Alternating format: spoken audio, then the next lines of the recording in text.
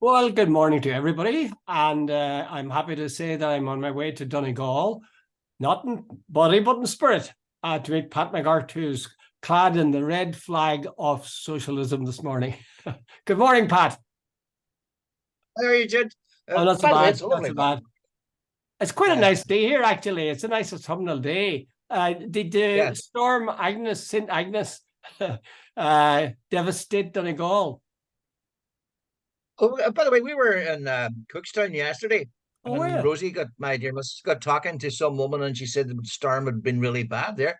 Jude, we got nothing. Uh, Really, oh, okay, we got a bit of sort of torrential rain for about an hour or something, uh, and you got the impression that was the sort of fag end of the thing, but uh, we got nothing, no. we didn't get too much either. Although it was about 6 o'clock last night, there was rain coming down heavy, and the window was just streaming with rain. Yeah, But other than that, and a bit yeah. of wind, it wasn't anything in particular. No, we Anyway, didn't. sure, as No, long as we've got our health, and as long as we can that's talk, all we as need. long as Yes, we yeah, can enlighten the nation, what more can we want? yes. Come hail or shine. Okay. Taylor Shay. There's a lot of stuff to talk about. One caught my eye, and I'd like to hear your views on it, Pat.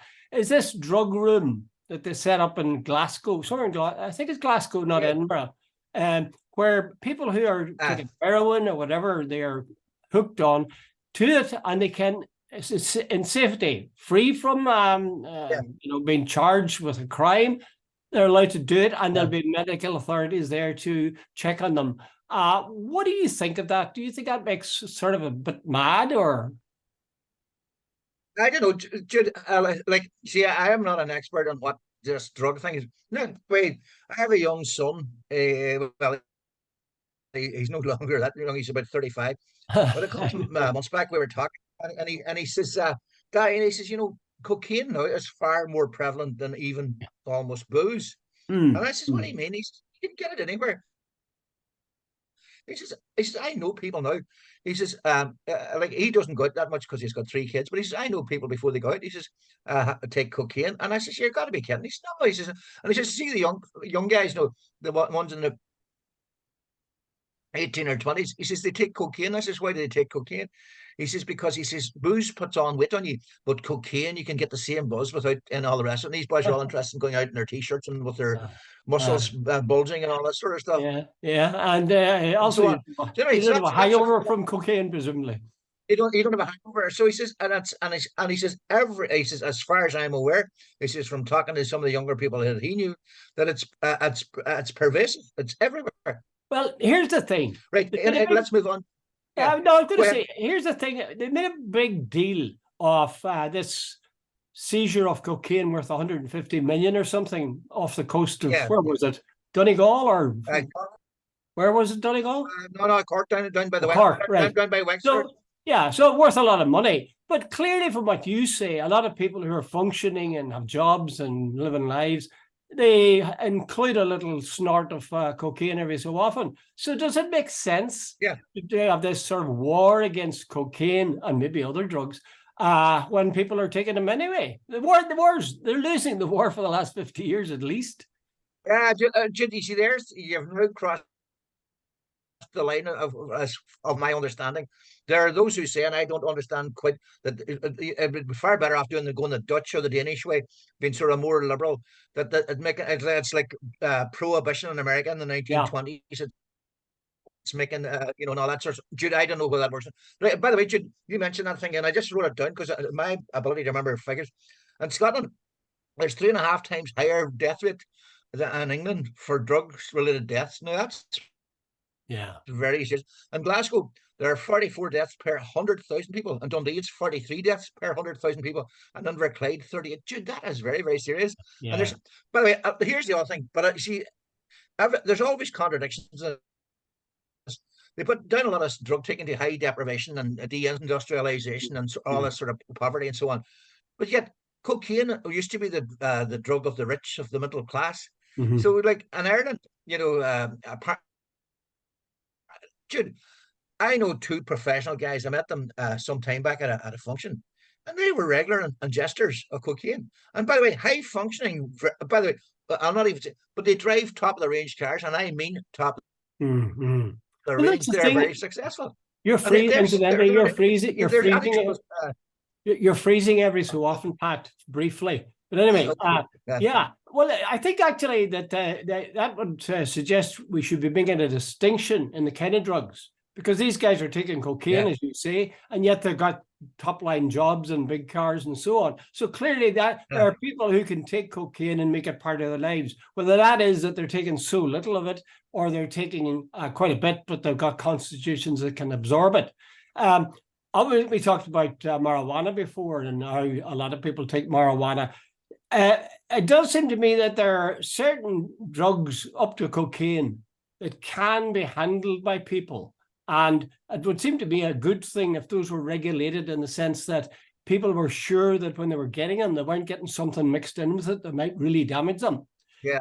The second thing is, then there's things like heroin, which is, from all accounts, is not a good drug. It's bad for you. So now, totally addictive. So very interesting what Glasgow has done. If it's Glasgow, somewhere in Scotland, that they have taken these guys in and said, okay, you can inject yourselves here, and we'll be here as medical authorities. We'll look after you. I think that's smart, because you're saying, look, I'm no longer going to go to war against heroin, because we're not going to win. We're not winning. People are dying of it. These guys are rich in it. It provokes violence between gangs, etc., etc. So maybe there's another route. And I think what they're saying is, you come in, you take your drug, your heroin, and we'll check that you aren't taking so much that you're going to kill yourself. And we'll make sure that you're getting it that isn't laced in with some terrible other stuff. I know that sounds daft, counterintuitive, to be allowing a harmful, but it's the second worst thing. The worst thing is to have a war in it. You see, Jude, like, I think you're right, that term counterintuitive, because, well, they certainly aren't winning the war on drugs so far. So maybe it needs a counterintuitive approach. In other words, something that sounds stupid that actually works. Yeah, let them take the drugs and see what happens. Well, But it's nearly 4 times. In Scotland, there are now nearly 4 times more deaths than there were from drugs than there were in 2000. So they're losing the battle big time. Yeah. Well, that's the thing. You see, I mean, if people were sick, you'd get them into hospital, wouldn't you? And you get authorities to look after them. In a sense, that's what they're doing with heroin. These guys are sick, or they're going to kill themselves if they're not careful. And it makes sense to have them under medical supervision if they can. And good luck to them is all I can say, because you can see already the screaming headlines. Scottish government sets up drug den and rubbish of this kind. So it's something I think that we all worry about, but at least these people are making some move to do something different. So I take off my hat to them. Now, one other little thing which is quite different, and that is the destruction. Did you read about the destruction of that big sycamore tree? Hadrian's Wall. That sort of caught my imagination. I'd never heard of it before, actually. But by God, when you see it beforehand, and then you see the line cut clean through it by some bloody idiot. I kept thinking, could they not sort of graft it back on again? Could they not stick it together? No, it's gone. It's gone. It took. I was at Hadrian's Wall. It must be 30 years ago, near enough anyway. And I remember, I think it was a postcard.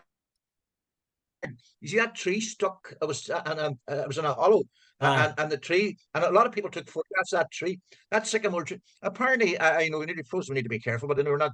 Apparently, a 16-year-old has been arrested for vandalism. But somebody described that tree as part of the DNA of that sycamore tree has been there for a couple of 100 years.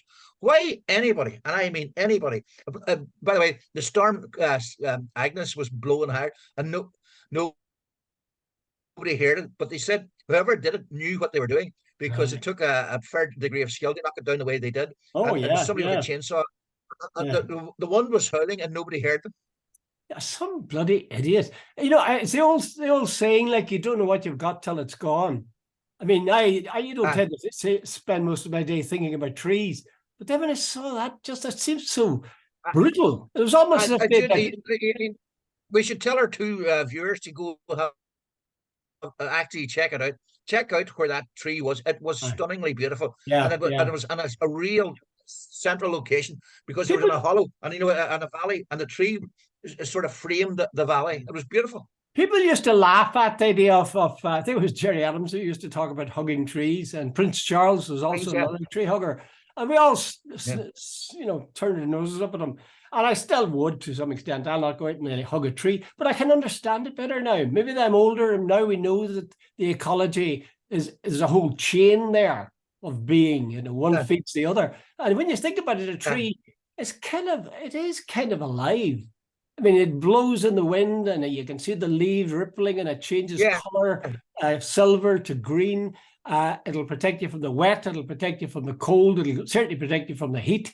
There's something wonderful about it. I absolutely agree with you, Joe. There was a forester on there, or I was reading, I can't remember now which, and he said trees are actually highly intelligent. What's he on about? He said a tree that's getting less light will, the other trees will, divert water to it and divert other Jesus, that's things. amazing. He says that nature seems to know what to do. Aye.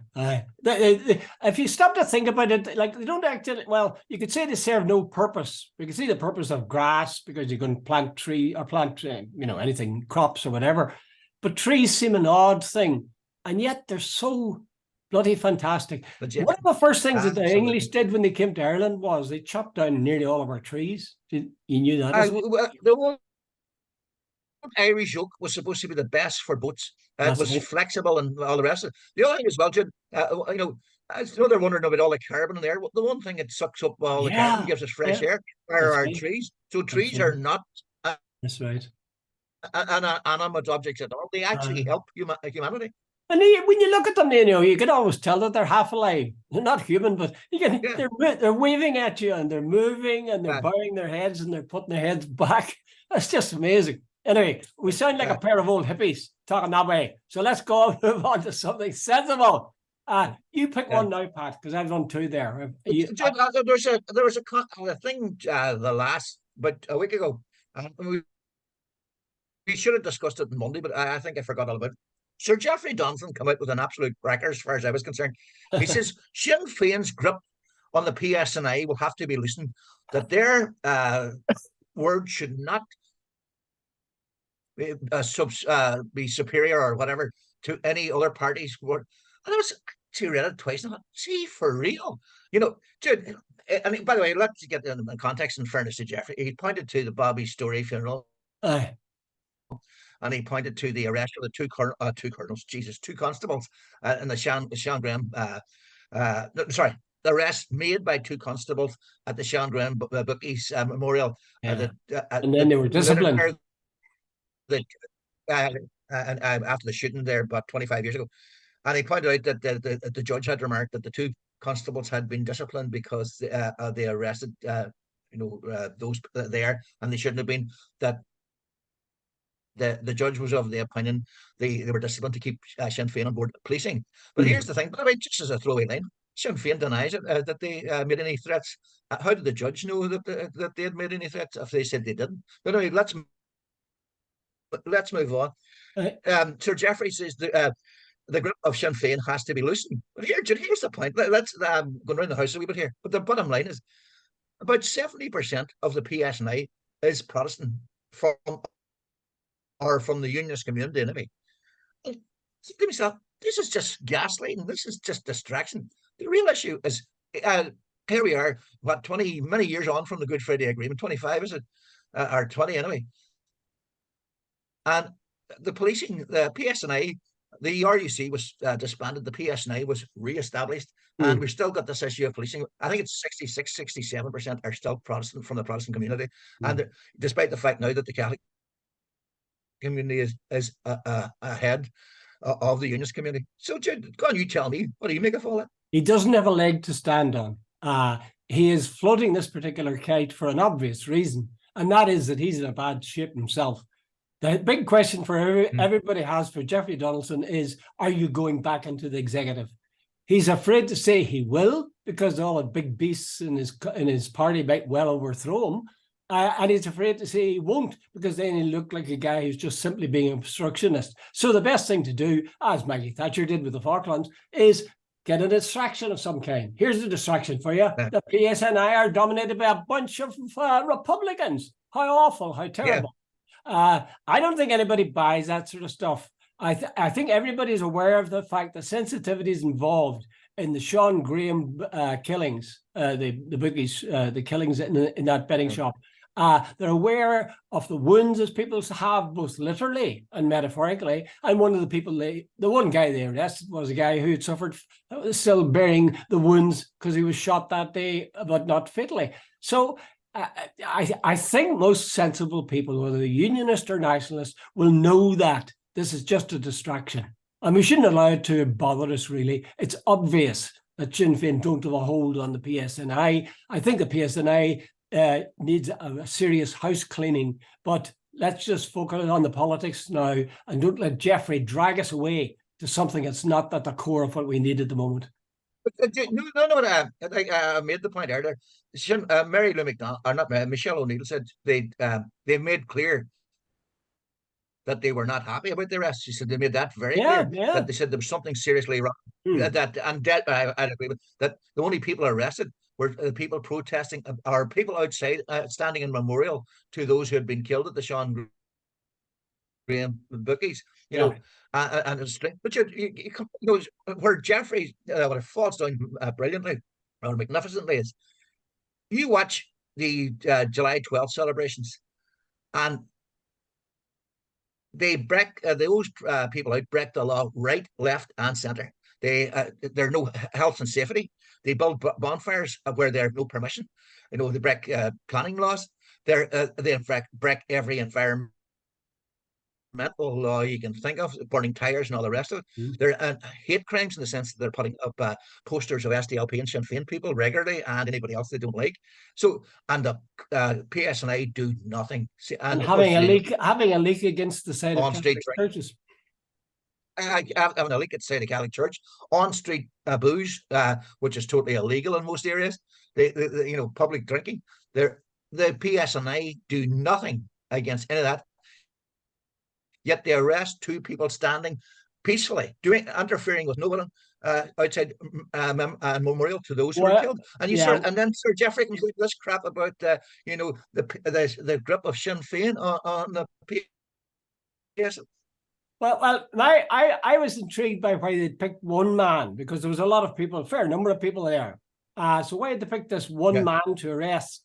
And apparently the man they arrested, who had been wounded on that day in the bookies, the reason they arrested him apparently was that he swore at the police, the PSNI, the two PSNI guys.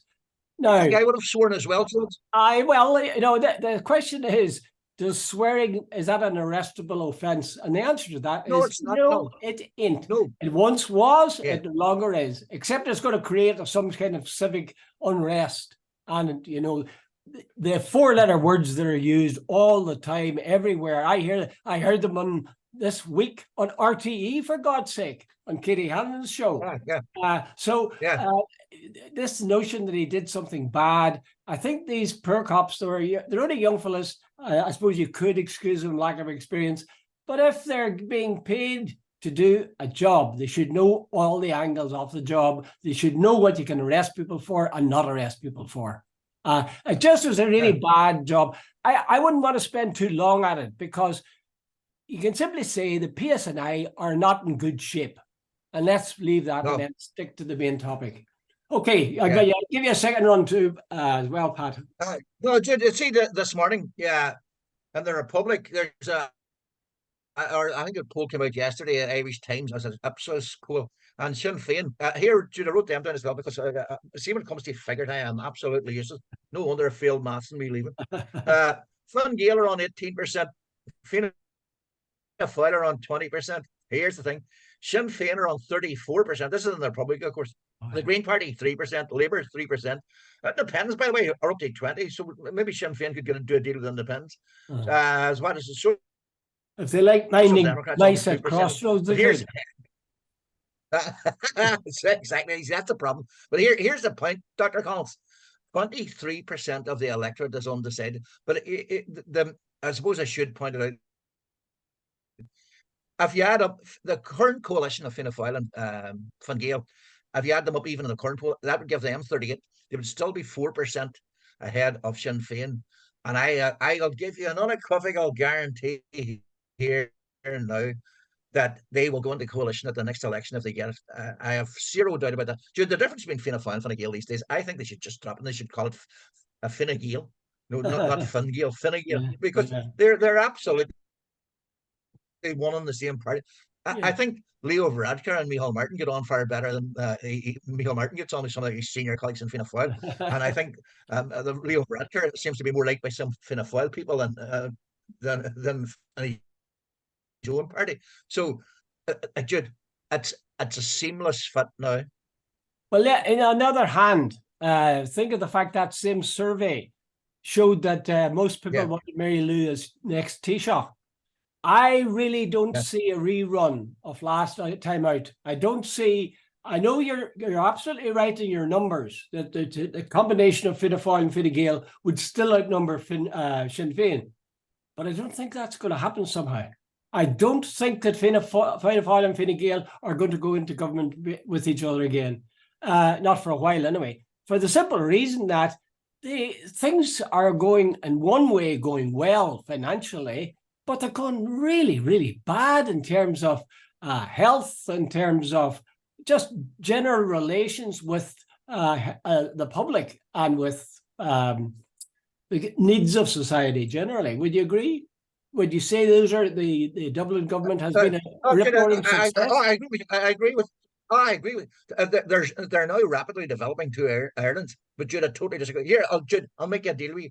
I'll buy you dinner if what you say is right, because I am saying I'll give you an unequivocal guarantee because I've met these people and I sort of know them now.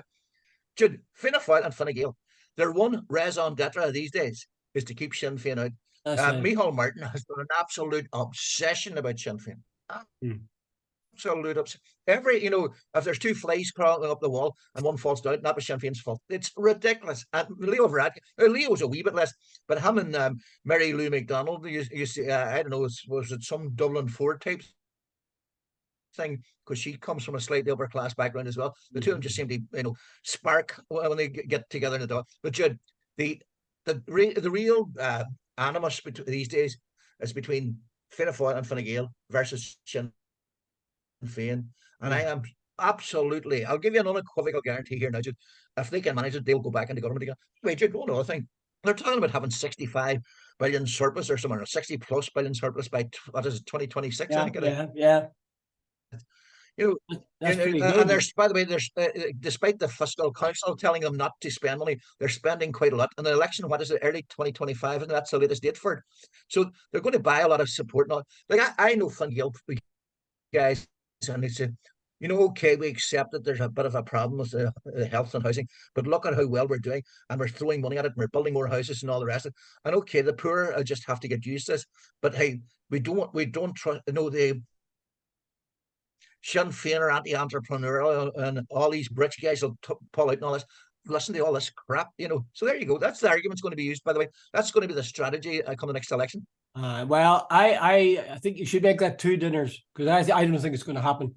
There's such a sort of I was going to say national. Yeah, there is a national sense that Sinn Féin are on their way to taking power in the north and taking power in the south. I think after the last election, Sinn Féin got so many seats that everybody was just saying, oh my God, things have totally changed. And there was almost an expectation then that Mary Lou would become Taoiseach, but she didn't. Now in the papers, you'll see again and again, people are saying, who's the best Taoiseach? Who do you want for Taoiseach? Mary Lou. I don't think, for whatever reason, I don't think that the Fine Gael and Fianna Fáil will form a government again, because people will say, here we are with the same old. Hold on, Dr. Hold on. Right, okay, let's take you what you're saying. Who is Sinn Féin going to get? If the other groups combined have more votes, or more percentage, more votes, 20% Fianna Fáil and 18 for Fine Gael, that makes 38. Even just as we go, I say based on today's figures, and Sinn Féin 30. Who's going to go into coalition with Sinn Féin that they'll get them over the hump? People before profit, plus 20, some of those 20 independents you spoke of. And the Greens, for God's sake, I forgot the Greens. I don't know about the Greens. The Greens have become more right. What is it? Somebody said the Greens were Fine Gael on bikes. That's what you think about it. No, Pat, I don't think you can dismiss the Greens. The Greens actually are doing the right thing. They're a party established to fight climate crisis. Actually, climate crisis is the biggest problem that we have. So I know they're not popular. I know people make a laugh around, but I still feel that they're doing something that's really worthwhile. I'd like to see Sinn Féin giving more focus to that as well. No, but here's the point. On the last occasion, Leo Varadkar, wasn't he the Taoiseach the last time? He said he stood back. They were the biggest party, and he stood back and said, and the full knowledge, he had a deal with Micheál Martin that neither of them would agree to go into coalition. So he knew they couldn't do it, but he let on he was a real Democrat. I've stood back and they couldn't farm. So we've got together and we have come up with the numbers, and now we have gone to the president. You think he'll say the same things next time? Form a government. You think he'll say the same thing? Absolutely. She will. Absolutely. Jude, the first rule of every politician is to get himself elected, and the second rule is to get into power. And they will take power irrespective of whether Sinn Féin is by far the largest party. Where are we having this dinner? Where are you going to treat me to this dinner? When you're buying it. No, you're buying it. You said if you treat me to a dinner if my prediction works. Yes, if you turn out to be right, I'll buy you a dinner, because I am certain. Where? Pat, I don't want a dinner in your scullery. I want the most expensive hotel in Donegal. Harvey's Point in Donegal, where the starters are about 35 quid. Oh, I like the sound of that. Where is it? Far from your place? About 40 minutes. Well worth it. You're going to get me a taxi when you're at it, Pat, or else maybe you'll chauffeur me it. I'll buy you a cab and you can chauffeur me there. Okay, I'm going to hold you to that. You think you're not going to get hit. I'm going to hold you to that. Okay. Right. What else now? Sir Geoffrey and Union. Oh, yes, homework, Pat, homework. When you were a slip of a lad, Pat, if you can think back that far, when you were a slip of a lad, did you have homework to do after you come home from school? Absolutely. And I hated it. Did it do you any good, did it? Jude, it did me bugger up. Jude, when I think back now, I wish I'd learned a few tricks that I learned at work. Yeah. See, when I was in primary school,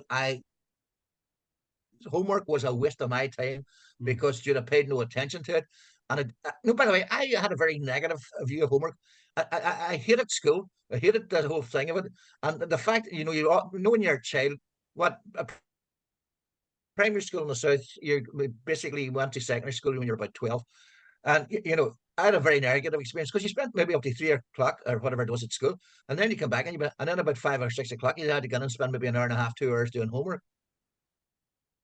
Jesus, Jude, when you're 10 or 11, that's a really long day. So, okay. And it sort of soured my view of education. Actually, there's places like Sweden that they don't give kids homework. Well, they don't do it in Canada either. I taught there for 5 years or 10 years, and no homework, no such thing. Although occasionally you give them an assignment, but that was a sort of an exception. No, that's a different ballgame. But you see, there's a case for giving homework, I think, which makes sense. The thing is, a teacher covers some aspect of the curriculum in the school. That evening, he gives kids homework, and they have to sort of firm it up. It's a way he can check, have they got what I gave them? Do they understand this particular part of the course? It also, it's sort of a truism about learning. When you learn something, you have to kind of pull it all together. It's like putting stuff in a bag and then you tighten the knot at the top. Yeah, it's the same thing with homework. I think that you revisit the subject in a more condensed form and find out if you understand it or not. Third reason I think homework's a good thing is I did homework with my kids. My kids did homework on all subjects they were doing. And, well, two things. One, I found out that I was good at things that I was rotten at in school, which suggests maybe it was the teacher. The other thing was it kind of brought me close to my kids. Anytime you work with somebody on a joint, well, you know this, Pat, your newspaper, working alongside people to produce the paper, it is does create a sort of a bond of kind. Absolutely, The same absolutely. thing applies with kids. In terms of distance, you're sitting right beside them, you're leaning over the same books. I used Yeah, to actually enjoy that. I yeah, think you've raised a bigger question, and that is there are some people who present education to kids and they shouldn't be allowed into a classroom. They just turn kids off yeah, knowledge. So I think the yeah, problem lies with the teaching and then the kind of homework kids are given. One of the homeworks I used to give yeah, to kids was go out and do an interview with somebody in your street. They really liked it. They would put the amount of yeah, work they put into it because it was sort of real. But anyway, I'm just using that as an example. Homework can be very good, but it also, like everything else, can be useless. And school can be yeah. very good, but it can be useless. Counterproductive, in fact. But you just triggered some of their. I remember chatting to John Hume one day, and I said, yeah, me and John got onto it a couple of times. That John had the famous single transferable speech. Yeah. Let's spill our sweat, not our blood. I said, John, keep doing that. And he says, Pat, it's the Say school that again, teacher in me. Pat. Say He that says, you again. have to Say keep. Pat. Say He that says, again. Say that again. yeah. Say that again because you He froze. said, it's the school teacher in me. And I said, why is that? He says, you have to keep hammering home the main points. And he says, a single transferable speech was absolutely academically rigorous because you couldn't argue about it because it was absolutely brilliantly done. But it was the same speech. And he said it was the old. And I think school teachers, one of the reasons, as you referred to there earlier on, is they give homework as to see if what they taught in class has got through. I think sometimes teachers in schools give homework because A, the principal tells them to do it, or B, that's how they were taught, and therefore they think that's what teaching is. A lot of teachers don't give too much thought to it. They say, we'll give them homework and that's it. They maybe don't think the thing through. I don't know. I was very bad at homework myself. But again, you see, I hadn't a clue what was going on in the classroom either. And part of that was my own fault, and part of it was bad teaching. So you mentioned John Hume and ramming something home. The trouble with John Hume's single transferable speech was it was boring. It was overkill. Yeah. You knew what he was going to say as soon as he opened his mouth. Now, that's not a good idea. If you're going to keep hitting people with the same thing, they're going to say, will you shut up? They mightn't say it out loud, but that's what they're thinking. And kids, the same thing. If every evening got like homework. I remember I had teachers who sometimes would say, yeah, you guys worked well today. No homework tonight. Whoa, fantastic. So it was a question of being flexible and responding to what you were faced with. And I must say that my own experience with homework was bad, but my experience of homework with my kids was really good. And I'm delighted that they were given homework to do. Okay, there I am. I'm really sunny now. Are there any other problems that you would like to bring? Before you go, you know the way the priest says, anything else, my son? Jed, I was watching Nolan on Wednesday. Oh, so was I. Yeah. There was one thing that came up. On come Jim Allister. How many times has Jim Allister appeared this year alone? Or in the calendar year? Doesn't matter. But he's good. It's good. It's good value. But anyway, on he comes and he says, Nolan gets on to him and he says, Jim, it looks like Sturman's not coming back. And he says, yeah. And he says, I don't think any unions should go back into Sturman. And he says, well, what's the alternative? Oh, direct rule from Westminster, and the sooner the better. And he says, and Nolan goes, well, that might mean an increased role for Dublin. No, that's unacceptable. We're British, etc., etc. Jim was sitting listening, going, well, does this man seem to think that nationalists have no rights whatsoever, that the nationalist community is totally please don't take us the wrong way, but like there were some sort of white niggers, to use the term that Colm O'Doherty wrote a title of a book. Yeah In other words, we are, and by the way, that's not meant to be any way derogatory. There was a term that was used. And are we living today in 2023 that the national people just supposed to be subservient and sort of say, man, from Dublin, and let's the unions people do whatever they want, and nationalists have no rights whatsoever, and there should be no recognition of their rights. But Finbar O'Doherty wrote the book called White Niggers, that he used the term in it. Yeah. Well, I can Yeah, see why you would say what you're saying, Pat, and that's certainly what Jim Allister was saying on Nullen during the week. But I don't think he believes a word of it. He knows that the DUP are wedded to the idea, or certainly up to now, they've been wedded to the idea of local government rather than Westminster government. I think they're aware of the yeah. fact that if they go back to Westminster, nobody likes them there. They can't, they think they're bloody Nope. intruders. So their hope of power lies with Stormont. Now that's a dwindling hope because the change in population towards nationalism. But I think Jim would know more. Well, he's a one-man band in any case. So I suppose he would hope Yeah. that he might get elected even as an MP, and it's possible.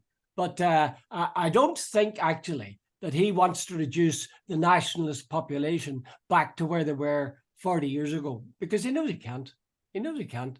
Jim's like the Wizard of Oz. You ever see the Wizard of Oz, Pat? Remember the end where Yeah. Dorothy goes and pulls back the curtain, and here's this wee man, Yeah. wee man making all these thundering sounds as if it was something. That's Jim Allister. Yeah. That's Jim. He makes big noise. Good. Yeah, there's a certain element of truth in it, but there's a certain element of not truth in it. Yeah, Jim Allister and various other people in the background seem to be leading unionist opinion. And you refer to the big beasts of the DUP, like Nigel Dodds and Ian Og and all them sort of guys, that Jeffrey hasn't the balls to take them on. And the balls are being fired from the back, not from the front. And I think Jim has struck a chord somewhere. That's why. I don't, by the way, I don't. You said he doesn't believe it. I am certainly 100% believes it. He belongs to an era. There used to be a guy called Wally Ross. He was the MP for I East remember Londonderry. well. Willie seemed to. Willie seemed to have this idea that nationalism, this is British, and you have no rights whatsoever. We decide, and I know, and yes, I suppose if you belong to in nearly 18th century plantations, that Willie Ross was decades ago, and Willie Ross's day is gone. Jim Allister, I think, knows the score too, but he's got to make the noises, and by making the noises, make life uncomfortable for the DUP. I think that's that's why he lives. That's why he gets up every morning. He wants to kick hell out of DUP and maybe Sinn Féin, incidentally. Okay, Pat, we're down to 1 minute. I want you to recite a poem to the people that will leave them in good heart for the rest of the weekend. Have you got a poem ready? Hold on. Have you got it ready? You were the guy. You were the guy that taught English literature. I'm humble heck. We were speaking about trees earlier on. I think that I shall never live to see a thing more lovely than a tree. And only God can make a tree. There's bits in between there, but that you get the sentiment. Okay. Wasn't it the old Greek guy? It says it's a wise man who plants a tree under whose shade he will never sit. Oh, whoa! Hey, well put there, Pat. And Maggie Thatcher said, if you didn't look to the future, no one would plant a tree. Not nuts. Okay. All right, Pat. Bye, Have a nice weekend.